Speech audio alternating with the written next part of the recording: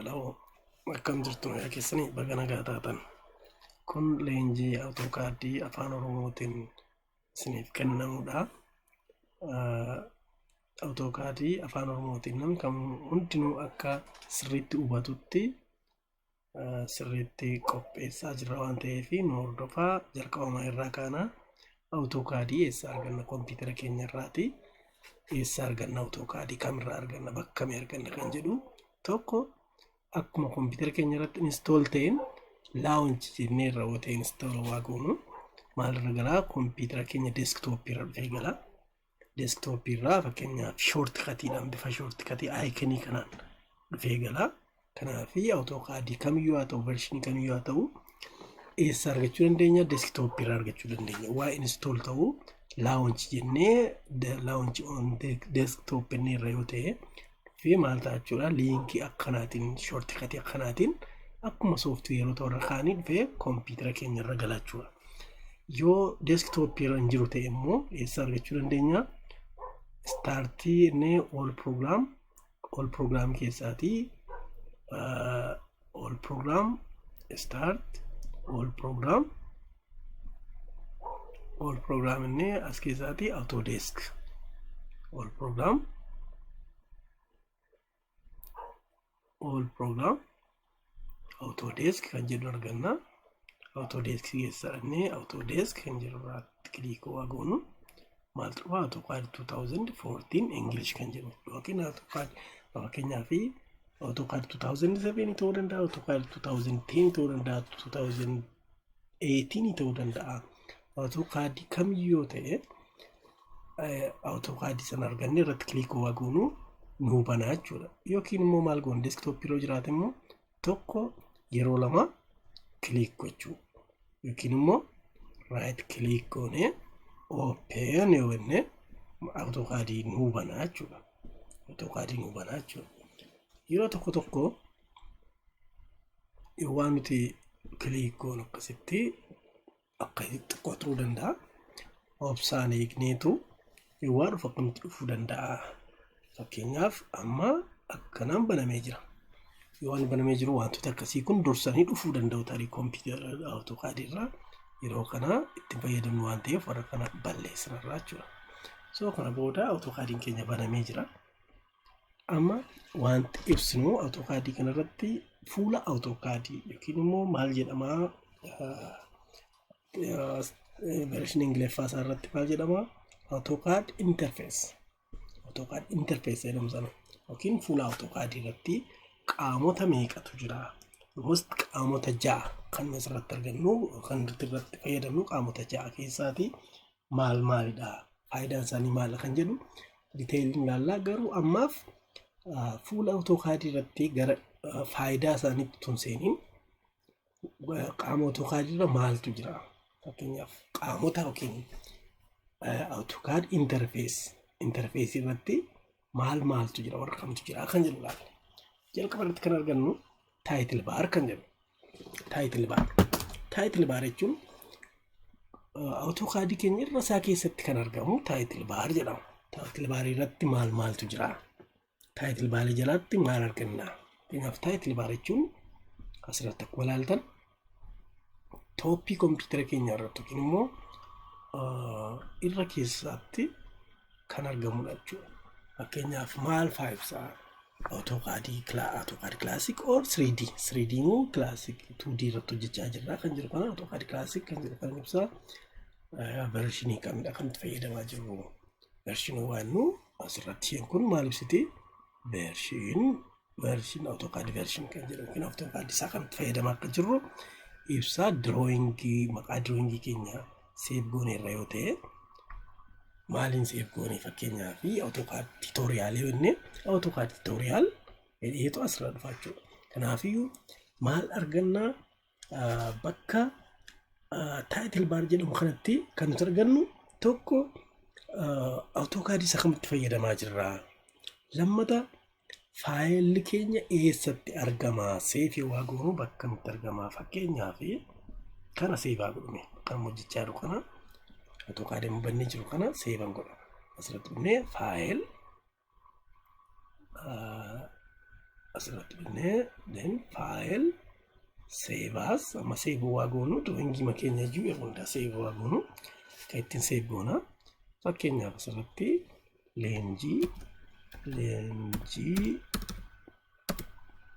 AutoCAD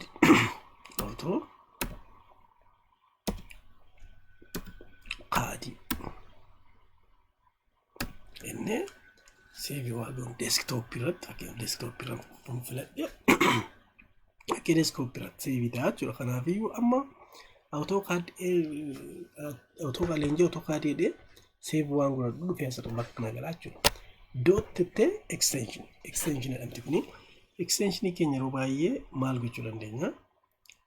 As keessaatii yeroo biraas nitti himaa kan filachuu akka qabnu as keessaa AutoCAD gosa garaagaraa jira, vershinii garaagaraa jira. Waa save goonu extensionii keenya ishee xiqqootti fayyadamuun barbaachisaadha. 2007 tti fayyadamne hundumaa banuu danda'a. Anyways satti deemne yeroo biraa ammaaf save godha. Save waan godhu maallaan jedha dura kanaan save ta'ee jiru jira replace gootamoodha. Ani lamaan jedha akka save ta'eera jechuudha. Kanaaf amma asirratti title bar keenya irratti maal agarsiisa? Title bar keenya irra dhufne ilaalle maal jedha? Leenjii AutoCAD kan jedhu nuuf fida jechuudha. Kanaaf asirratti leenjii yoo dhufne ilaaltanii bakka kam jira? Faayilli keenya eessa jira kan jedhu tokko AutoCAD version isaa 2014 dha. Bakki itti save ta'ee jiru user bakka kana ta'ee jira. Desktop irra jira. Title isaa leenjii AutoCAD dha. Warri kun maal jedhamu? Title bar irra kan jiran qaamota title bar jenna jechuudha. Taansee kan jiru menu bar jedhama. Menu bar kan jedhamu walumaa galatti menu bar kan nuti ibsa qabna. Asirratti warra kana kan qabatee jiru kan file, edit, view, insert, format, tool, draw, dimension, modify, parametric, window, help, express. So kun isaanii kana maayinna kana kan qabatee jiru maayinna menu bar. This is menu bar jechuudha. Menu bar bakka jedhamu kana jala sararaan jiru kuni menu bar kan jedhamu. Kun menu bar jedhama. Faayidaa hedduu qabu isaanii tokko sana irratti faayidaa isaanii ibsina. Ammaaf garuu AutoCAD interface irra fuula AutoCAD irra qaamota meeqatu jiru? Qaamotaaf AutoCAD interface irra jiran ibsaa jirra. Kana yeroo baay'ee bakka tokkotti maa jedhamee argama? Menu bar kan jedhamu kana pull down menu jedhama. Pull down menu jechuun fakkeenyaaf faayilii kana irratti kilik gootan wanti list jedhatu jiru. Faayidaan isaanii maal akka ta'e ibsina. Editii jalaas kan gadi ba'an jiru akkasittiin asirratti cut, copy with base point, copy link, paste maal kan jedhamu kun gadi ba'u jechuudha. As jalattis akkasumti isaanii kanaaf maal jenna yeroo baay'ee pull down menu yeroo baay'ee fakkeenyaaf kun jechuudha. Taansee kan jiru drawing area dha. Drawing area kan jennu bakka gurraacha kana. Kun bakki amma asirratti argitan kun gurraachi kun maal jedhama? Menu bar. Fakkeenyaaf kana jechuun eessaa ka'ee cornerii kanarraa ka'ee hanga kana hunda qabatee bakki nuti itti drawing hojjennu kun maal jedhama? Drawing area jenna. Kun drawing area jenna. Bakki gurraacha eegabatee gurraacha fakkaatee jiru kun bakka nuti drawing kaasnu qaamota kana keessaa maal jenna? Drawing area jedhama. AutoCAD drawing area jedhama. Bakka AutoCAD irratti hojjennu jechuudha. Kanaafiyyuu amma fakkeenyaaf bakka kanatti drawing hojjechuu barbaade fakkeenyaaf circle yoon filadhee circlein kaasaa jechuudha asirratti. Circlein kaasaa. Circlein kun amma drawing koodha. Kanaafiyyuu bakki itti drawing kaasnu drawing keenya editii goonu fakkeenyaaf editii gochuun amma dimension ittiin kennadha yoon jedhee fakkeenyaaf dimension asirraa yoo itti kennadha dimension na barbaachisaa yoo ta'e dimension Daaminshinii raadiyeesii yookiin diiyaameetirii isaa kaayuun barbaade diiyaameetirii kana kaa barbaade fakkeenyaaf daaminshinii kennameen kan akkamitti akka daaminshinii isaa sirreessinu isiniifan ibsaa. Garuu fakkeenyaaf sarkil jennee sarkil draw circle d enter yookiin diiyaameetirii isaa gashinee d enter 30 yookiin diiyaameetirii ammasii draw goonee jechuudha. Kanaaf editing godha yoon jedhee kana diiyaameetirii isaan xiqqeessuun jedhee editing godha. Then raadiyees bakka dhamu kana dhufee raadiyeesii 5 yoon jedhee akkasitti xiqqeessaa. Kanaafiyyuu bakki nuti drawingii hojjennu yookiin drawingii kaasnu yookiin drawingii keenya editii goonu maal jedhama? Drawing area jenna jechuudha. Kanaaf kun maal jedhama? Drawing area jedhama. Taansii kan jiru drawing area iddootti drawing keenya hojjennu. Taansii kan jiru maallaa command line jedhama. Command line. Command line jechuun bakka waan nuti barreessinu ibsanuu kennu jechuudha.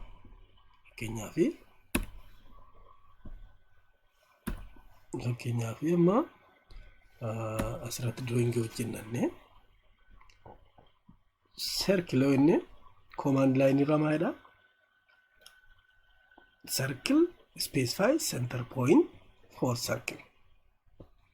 Kana jechuun maal jechuudha? Fakkeenyaaf tangenti moo raadiyeesiidhaan fayyadamtaa kan jedhu qinni keessa kan jirtu kun command line kan barraa'e kun wanta nuti hojjechuu qabnu communicationii haasaa nuti kompiitara keenya yookiin AutoCAD keenya wajjin taasisnu nuuf ibsa jechuudha. Kanaafuu amma specify center point specify godhee maal jedhamu specify radius of circle r enter 5 enter jedhama. Then bakka circle hojjedhe jechuudha. Kanaafiyyuu command line jechuun bakka nuti kompiitara keenya wajjin communicate ittiin goonu jechuudha. Command line yeroo baay'ee jiraachuu qaba AutoCAD keenyarra. Command line kan jennu ishee barreeffama asitti barreeffamtu kana kan nuti kompiitara wajjin communicate bakka nuti kompiitara keenya wajjin AutoCAD keenya wajjin communicate ittiin goonu maal jedhama? Command line jedhama. Kanaafiyyuu command line kana qabaachuu qaba kompiitara keenya AutoCAD keenya. Yoo AutoCAD keenyarraa command line dhabne maal goona? Yeroo tokko irraa badeetu nu rakkisaa jechuun tuun beekiin bakka wayiitti buunee yookiin irraan jalaa baduu danda'a. Yoo akkasii maal goona? Kanaaf command line keenya waan jalaa badu control keenya irraati keyboard keenya irraati controlii fi maal goona? Controlii fi lakkoofsa 9 press goona.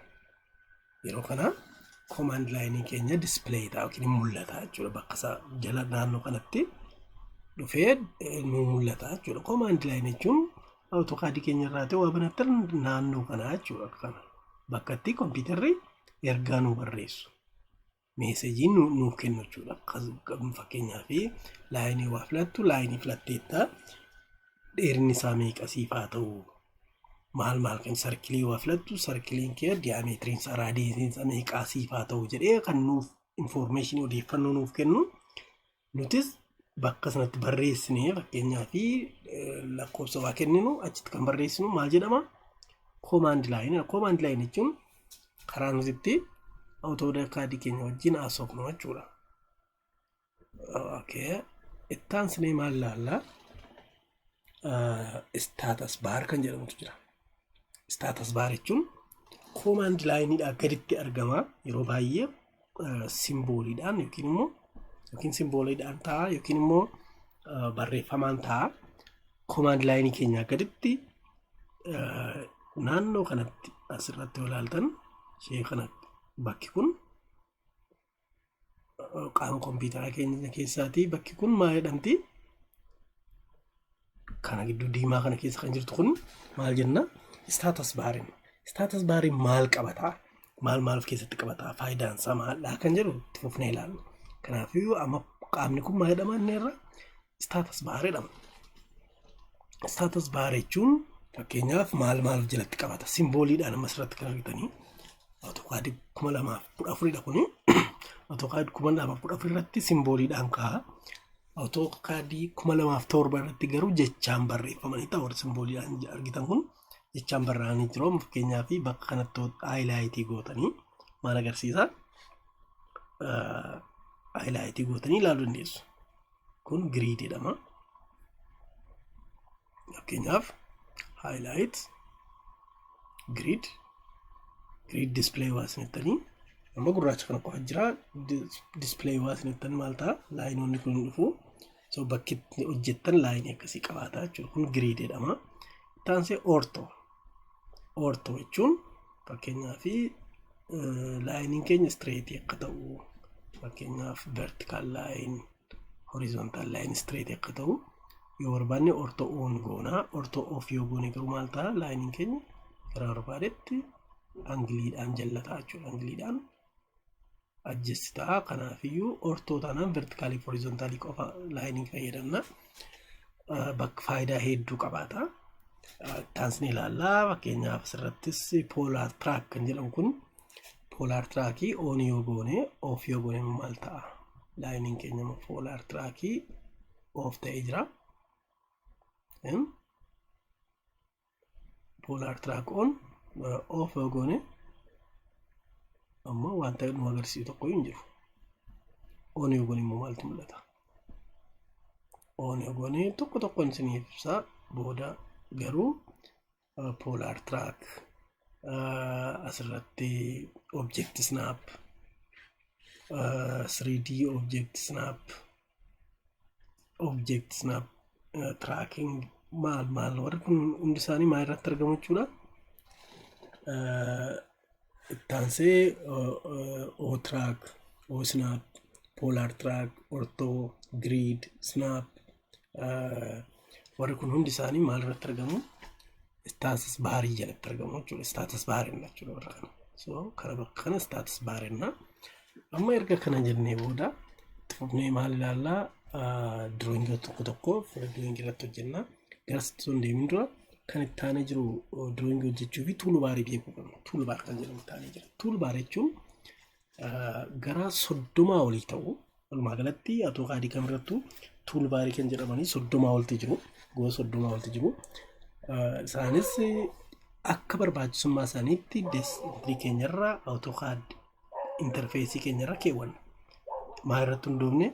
Drawingii keenya irratti hundoofneetu AutoCAD keenyarra keewwanna malee hunda isaa yoo callisnee fuula AutoCAD keenyarra maxxisuma qofa itti tuulamee ta'a waan ta'eef maal goona? Akka barbaachisummaa isaatti qofa fidanna toolbaarii. Maal faadha isaanis yoo inni fakkeenyaaf standard toolbar kan jedhamu jira. Standard toolbariin kun asirratti warra argitan kana bakka kanarratti warra argaman maal jedhama? Standard toolbar jedhama. Garbiraan immoo drawing toolbar, modify toolbar, layers toolbar, properties toolbar, dimension toolbar, style toolbar, inquiry toolbar, visual style or shade toolbar, viewport toolbar, view toolbar, modeling or solid toolbar, orbit toolbar, solid editing and etc. Baay'eetu jiru.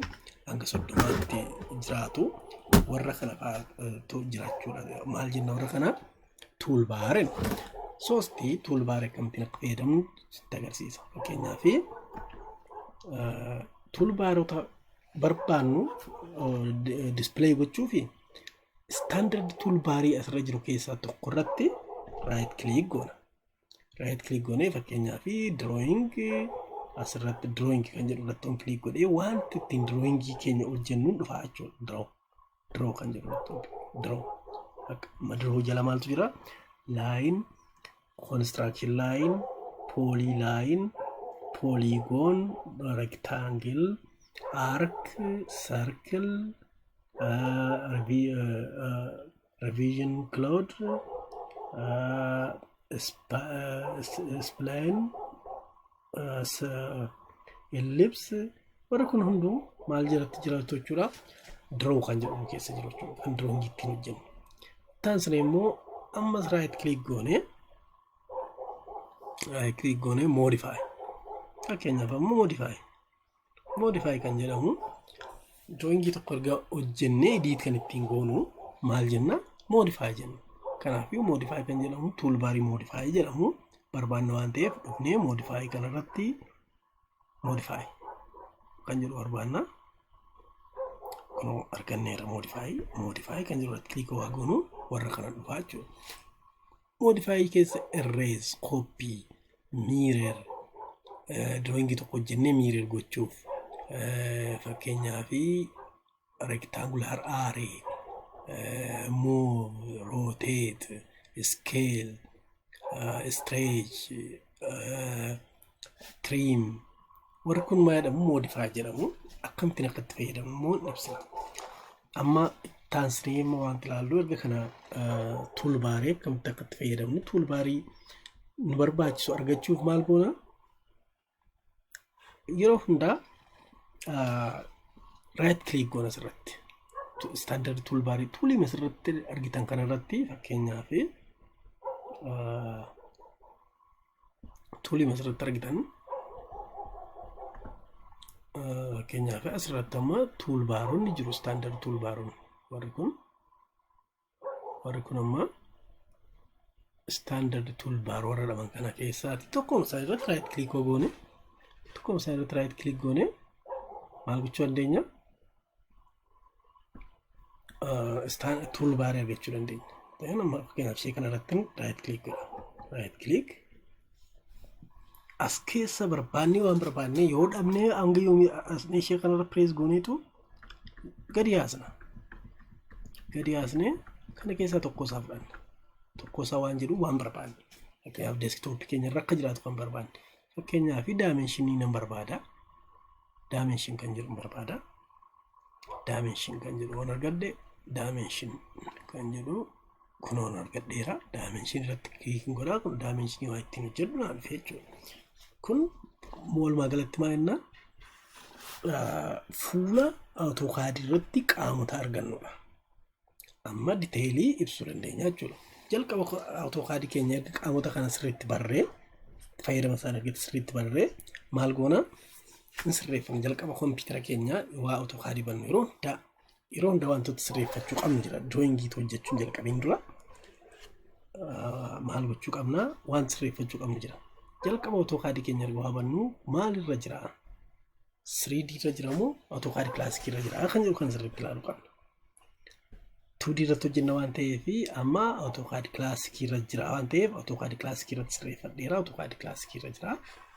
So kanaaf ittaansee maal sirreeffachuu qaba formatii keessa dhaqeen formatii kana maal jala jiranirra pull down menu keessa dhufneetu formatii keessatti maal sirreeffachuu qaba unity isa kamiin hojjedha dimension waan kennu unity isa kamiin hojjedha kan jedhu sirreeffachuu qabna.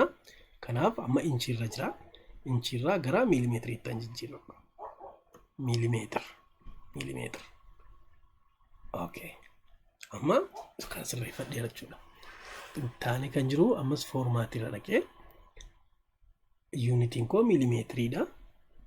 Garuu pointiin dimensionii keenya qabxii meeqa desimaalii akkam akka ta'u qabu pointii booda desimaalii tokko kan barbaadanne akka itti sirreeffachuu dandeenya. Okay. Ittaansee immoo dimension style sirreeffanna. Dimension waa kenninu mul'achuu akkamitti kan mul'achuu qabu. Fakkeenyaaf drawing irratti dimension waa kenninu format dimension style amma step lamaffaarratti dimension style keenya sirreeffachuu qabu. Dimension style irratti waa click gootanii boxii akkasii arganna. Kanarratti maal goona modify kan jedhu kana filanna. Asirratti waa click gootan maaltu jira set current new modify overmine capture kan jedhu kana hunda dhiisneetu modify kan jedhu kanarratti click goona. Modify click irratti gootanii waan akkasii isinii dhufa. Kana keessaati amma tokko lakkoofsa kan mul'atu barbaanna. Yookiin wanta nuti kennu barreeffamni kennu kan mul'atu barbaanna. Tokko kan gochuu qabnu line gochuu qabna. Line meeqatu jira? Lamatu jira. Gosa lamatu jira. Tokko extension line lama. Inni lammataa immoo Fakkeenyaaf dimension line kelerii isaan sirreeffadhaa. Dimension line diimaa ta'uun jedha. Isheen kun dimension line kun diimaa kelerii diimaa ta'eera jechuudha. Taan immoo extension lines kelerii isaa adda ta'e akka mul'atuuf yellow jedha. Kanaaf extension line kun yellow ta'eera.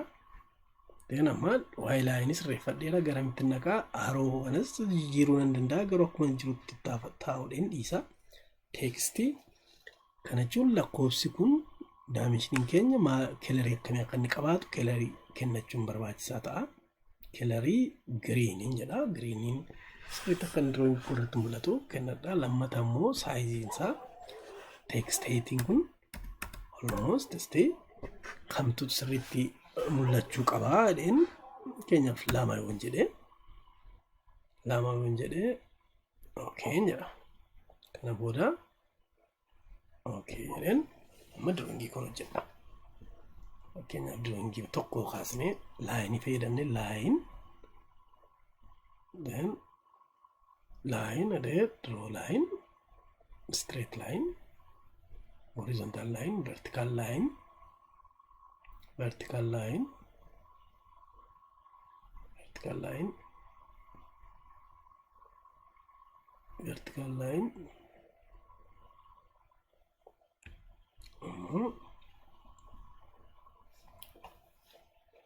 line akkasii booksii kan hojjedheera.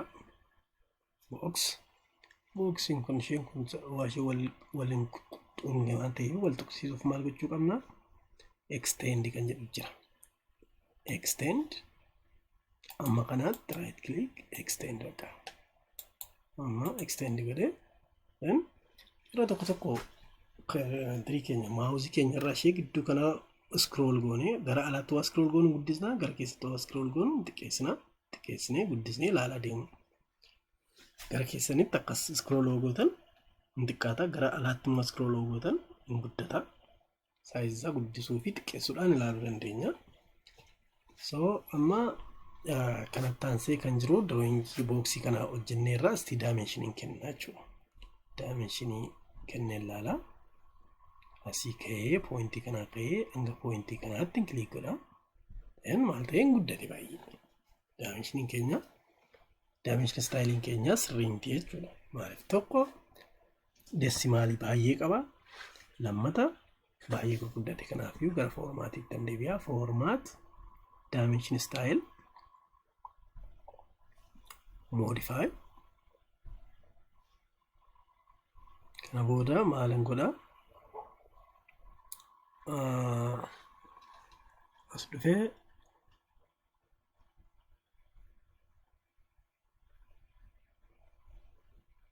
text already sirriidha. Line already sirriidha. Symbol keenya sirriidha. Amma waan dura sirreessinu fit kunis almost sirriidha. Kunis almost sirriidha. Ashee kanarra dhufneetu primary unit kan jedhu kanarra dhufneetu decimal precision kan jedhu kana tokko qofa goonaan. Lammata immoo textiin keenya baay'ee guddateera waan ta'eef tokko goona.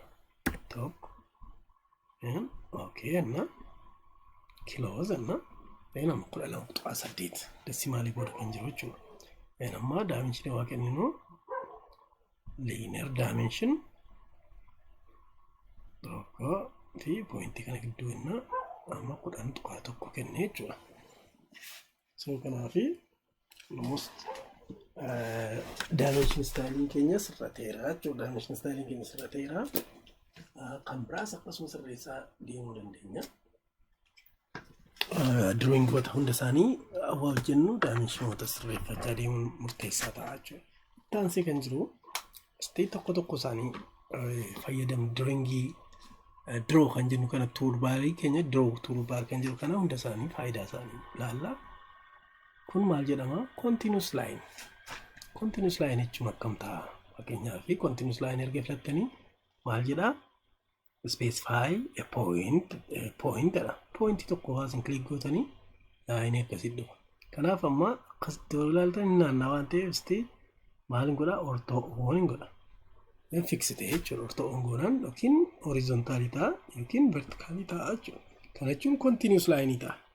Kanaaf continuous line akkasii nu barbaachise kan itti fayyadamnu continuous line kan jedhu kan. Taasisa kan jiru polyline. Polyline jechuun fakkeenyaaf polyline erga filannee then click okay boxii tokko hojjenne polylineidhaan boxii hojjenne maal ta'a? Polyline tokkoon boxii hojjenne maal ta'a inni ilaalla. Then boxiin kun amma boxii lamatu jira si dimension kennuu dandeenya kanatti dimension pointi kana kaasitee hanga pointi kanaatti kennee yonne 5.4 nu kenne. Garaagarummaan laayinii fi poolilaayinii maadha. Kun laayiniidhaan hojjetamee kliik irratti gootan laayinii tokko horizontaalii yookiin vertikaalii qofa filattu qofaatti filata. Poolilaayinii garuu waan dhuftanii kliik irratti gootan hundi isaanii si'a tokko haayilaayit sula tokko filataa jechuudha. Kanaaf laayinii tokko ta'a jechuudha. Kana garaagarummaan isaanii itti aansee kan jiru pooligoon kan jiru kanadha.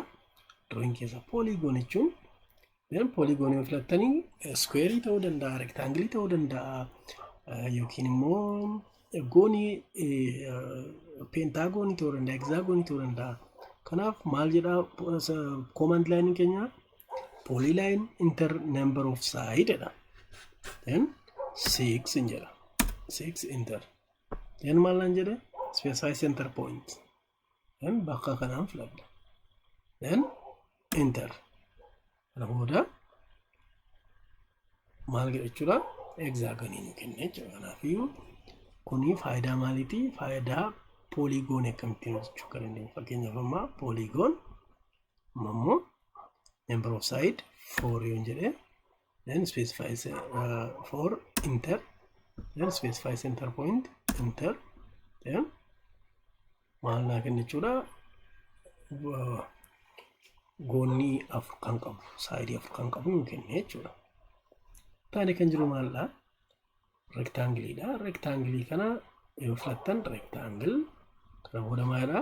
Command line keenya specify first corner bakka tokko taane ilmoo maalidha? Specify second corner specify. So rectangle nu kenne jechuudha. Taanse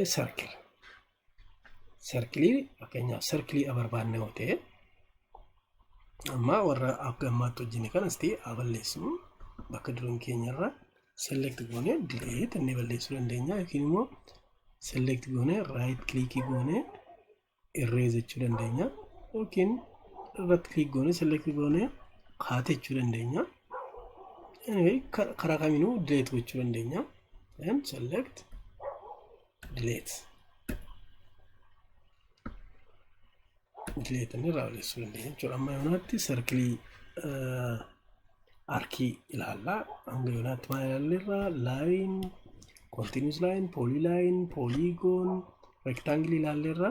Arkiis hojjechuu dandeenya jirra. Arc maal jedha? Arkii filanneerra command line keenya irra ilaalus specify start point arc bakka kanaa kan jira. Then specify second point arc bakka kanaa kan nu barbaada. Then garamitti amma maal ta'e jechuudha almost xumurame jechuudha. Click waa goone kana arkii akkasii hojjenne jechuudha. So arkiin eessatti detail ilaalla. Taansine kun immoo yeroo tokko tokko nu fayyada. Maal jedhama? This one is revision clad jedhama. Revision clad then wantoota akkasii fakkeenyaaf muka fa'aa wantoota qirsaa garaagaraa hojjechuu barbaanne laayinoota akkasitti fayyadamna. Kanaafiyyuu kanas fayyadamuu dandeenya jechuudha. Kun walumaa galatti objektoota tokko tokko hojjennu direct akka ifa ta'uun taasisa. Warri kun walumaa galatti warra maa irra jiranidha? Warra draw irra jiran. Draw fakkeenyaaf asirratti right click waa gootanii Draw kan jedhu right ta'ee jira. Kana jechuun fuula kompiitara keenyarra fuula AutoCAD keenyarra jira jechuudha. Nama garbiraas kan fuula AutoCAD keenyarra jiraachuu qabu modify kan jedhu kan ilaalla. Modify kan jedhu kun maal of keessatti qabata? Erase kan jedhu kun balleessuuf waan hojjenne irraa balleessuuf nu gargaara. Copy jechuun copy goonee bakka biraatti paste gochuun nu gargaara. Mirror jechuun immoo waan tokko gara tokkotti hojjenne mirror gochuuf gargaara. Warri hunda isaanii akkamitti akka hojjetan ilaalla. Fakkeenyaaf jalqaba erase kan jedhu ilaaluu fi drawing tokko fakkeenyaaf bakka kana line kan vertical line millimeetrii 5 deemee jedhee enter godhee garanattis horizontally millimeetrii 5 deemee jedhee enter godhee gara oliittis millimeetrii 5 5 enter then 5 enter jedhee amma square tokkoon hojjedhee saayidii kan akka inni godhuun barbaade erase jedhin erase filadhee saayidiin kun barbaachisu ta'e right click irratti godheen delete godha. Kana jechuun erase maal jechuudha? Erase gochuun line hin barbaachisne balleessuun nu gargaara jechuudha. Fakkeenyaaf line hin barbaachisne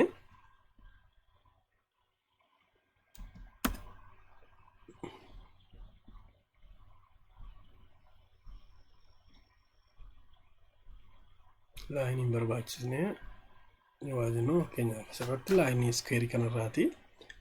Line tokko balleessuun barbaade jalqaba maal godha? Erase filadha. Erase mallattoo erase ishee kana fakkaatti. Erase jedheen filadhee asirratti ammas click godha. Kana booda amma erase filadhee line kanarratti click godhee enter waan jedhuun bada jechuudha. Ammas erase jedhee line kanarratti click godhee enter waan jedhuun bada erase faayidaan isaa kana. Lammataa immoo mirror kan jedhu kan taansa jiru copy kan jedhu kun faayidaa isaa laala. Fakkeenyaaf drawing tokko hojjennee asirratti circle tokko hojjenne amma circle garbiraa sadii nu barbaachisa yoo ta'e maal gochuu dandeenya?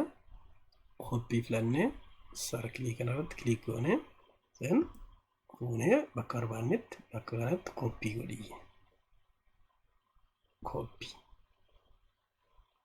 amma verticalis copy gochuu dandeenya, horizontalis copy gochuu dandeenya jechuudha. Kana jechuun copy gochuun baay'isuu jechuudha. Kanaaf maal goona?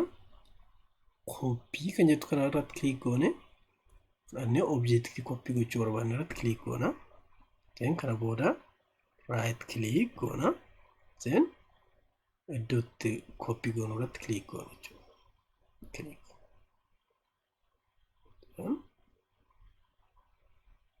Amma gadis click gochuu dandeenya, copy gochuu dandeenya. Amma barbaanne copy gochuu dandeenya jechuudha. Karaa baanee geessanii copy gochuu dandeenya. Kana jechuun amma lakkoofsa barbaanne jechuudha. Kanaaf copy jechuun baay'isuudhaaf nu gargaara. Copy taanee kan jiru maal? Mirror kan jirudha. Mirror jechuun maal jechuudha? Akkuma argitanitti mastaawotii keessatti fakkii ilaaluu dhabdi, fakkii nama fuullee keessatti ilaaluu akkuma sana mirror jechuunis waan tokko irra deddeebinee hojjechuudha mirror gochuun barbaadu hin danda'ama jechuudha. Fakkeenyaaf square kanarratti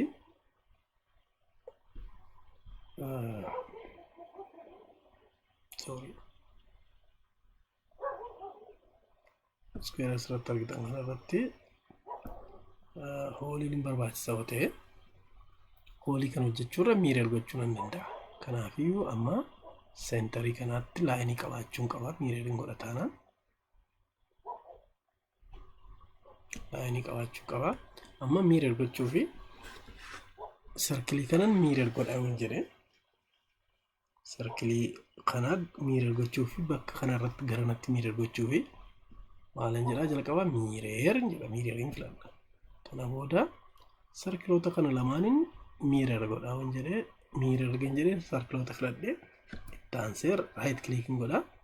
Then center point isaan filadha. Center then right click enter waan jedhu mirror ta'e jechuudha. Kun garanatti mirror ta'e jechuudha. Circle kun garanatti mirror ta'e garuu maaltu qabaachuu qabna? Center line qabaachuu qabna. Center line qabaachuu qabna. Kamirratti mirror ta'a kan jedhu center line jiraachuu qaba. Kanaafiyyuu irra caalaa garuu maal goona? Command line keenya dubbisaa deemna. Fakkeenyaaf mirrorii kanarratti fakkeenyaaf mirror irratti waa filattanii maal jedha? Select the object jedha. Command line keenyarra select the object. Objectoota circloota kana lamaaniin filadha. Filadhe. Kana booda stepin taanu right click. Kana booda pointii lama filadha line kana. Center line kanarraati pointii tokko lama filadha. Then right click enter mirror ta'e jechuudha. So kuni mirrorii faayidaa mirroriiti. Taane kan jiru array'dha. Array'n kun rectangular array jira. Rectangular array kamtu array akka ta'uun barbaada. Circle'n kun array akka ta'uun barbaada. Right click then garamit okay tokko lama sadii ta'e then enter jira. Kana booda kun garanatti array ta'e jechuudha. Kana edit akkan takka goonu detail ilaalla akkuma qabu. Taansee kan jiru moviidha. Move jechuun sochoosuu gara tokkotti sochoosuudha. Then move waattanii kana booda maal tiri keenyarraati select the object jedha. Then object kanarratti click godha. Kan jirutti filatee then garamitti move goota. Center kanarraa fuudhee asitti move godha jechuudha. Kun array kan ta'edha. Anyways array kana nan balleessa. Erasing godha. Roste move kan jiru kana movie gochuu akkamitti move goona. Select move. Then select the object to be move. Objecti socho'uu qabu filanna. Kana booda boxii cursoriin keenya gara boxiitti jijjiiramti. Right click godha. Then centerii kana dhaqee fudhee centerii isheetii fudhee gara tokkotti akkas jechuudha. Sorry. Kana move godhee gara namatti jechuudha. Jechuun faayidaa moviiti. Then rotate kan jiru kunis naannessuu nu gargaara. Then detailii ilaalaa deemna jechuudha. So kuni waa'ee maalii kan ilaalaa jiru? Waa'ee draw fi modify toolbar keenya keessaati. Draw fi modify ilaalaa jirra jechuudha. So taansine drawingoota akkamitti akka hojjechuu dandeenyu ibsina. Kanaaf arraaf waa'ee nuti ibsaa jirru fuula AutoCAD akkamittiin banannaa kan jedhu ibsaa turre. Then taansine drawingii hojjenne tokko akkamittiin save goona. Fakkeenyaaf drawingii wayin hojjedha. Drawingii hojjedheen save goona. Fakkeenyaaf drawingii kana draw godheen boxii kana save godha. Kanama save waa goonu yeroo hundumaa wanti raffachuu hin qabne tutorialii biraarrattillee kan hin jirre save ettanii save as ettanii fakkeenyaaf desktop irratti save goona ettanii AutoCAD jettanii keewwattanii maaltu jira? Lamatu jira. File name kan jedhuu fi files of type kan jedhu kan sirriitti understand gochuu qabna. Extension number extension isaa sirriitti ilaaluu qabna. Kanaafuu maqaan faayila keenya AutoCAD leenjii AutoCAD 21 jedhee yoo barreesse itti aansee immoo file of type kan jedhu kanarratti akkas bakka ishee kanarratti waa fidanii ol keessaa kan yaa'u kan argitu. Kanaafi maalan godhaa? Maaltu jira asirratti? AutoCAD 2013, AutoCAD 2010, AutoCAD 2007, AutoCAD 2004, Kana keessaati yeroo hundaa gabaarratti kan argamu eessaa ka'eetu AutoCAD 2007 irraa ka'eeti waan ta'eef AutoCAD 2007 jedha. Kanaan save godha. 2007 dhaan yoo save goone AutoCAD 2007 dhaan save yoo goone 2007 dhaa ol kan jiran hunda hin bana. 2007 dhaa gadi kan jiran immoo hin banu. Kanaaf yeroo tokko AutoCAD hojjettan jiru hin hojjettanii print gochuu waa deemtan mana printerii kan jiru 2007 yoo ta'e isin immoo kan ittiin hojjettan 2014 yoo ta'e isiniif hin banu. Kanaafuu akka isinii banuu fi gadi buustaniitu version isaa gadi buustaniitu ishee maal kanarratti sirriitti nu hubadhaa ishee kanarratti ishee kana diimaadhaan sin agarsiise. Ishee kana maqaan isheen kuni AutoCAD kamirratti sii banama kan jedhu ibsa. AutoCAD kamirratti kanatti save goote koompiyuutera biraa irratti fileeshiidhaan fudhattee print waa gochuuf deemtu. Fakkeenyaaf bakka itti deemtetti 2014 qofa 2013 tu jira yoo ta'e ati immoo 2014 dhaan hojjette yoo ta'e siif hin banu jechuudha. Kanaafiyyuu maal ta'achuudha yookiin dogoggora itteetu gara biraa duukaa rakkachaa deemu ooluurraa maal gochuudha waan save goonu AutoCAD 2007 dhaan yoo save goone 2007 dhaa ol kan jiran hundumayyuu koompiyuutera kamirrattiyyuu salphaatti banuuf print gochuuf nu gargaara jechuudha. Hanga 2018 itti banuu danda'a jechuudha. Dubbisuu danda'a jechuudha. Kanaafiyyuu 2007 dhaan save godha jechuudha. So kanaaf kun akkamittiin akka save goonu AutoCAD keenya akkamitti akka save goonudha. Lammata immoo laayinoota hojjennee fakkeenyaaf asirratti ishee kan sirriitti ilaaluun barbaachisaadha. Modify keessatti kan baay'ee nu gargaaran trimii fi extend. Trim and extend. Trim jechuun kurraa kutuu jechuudha.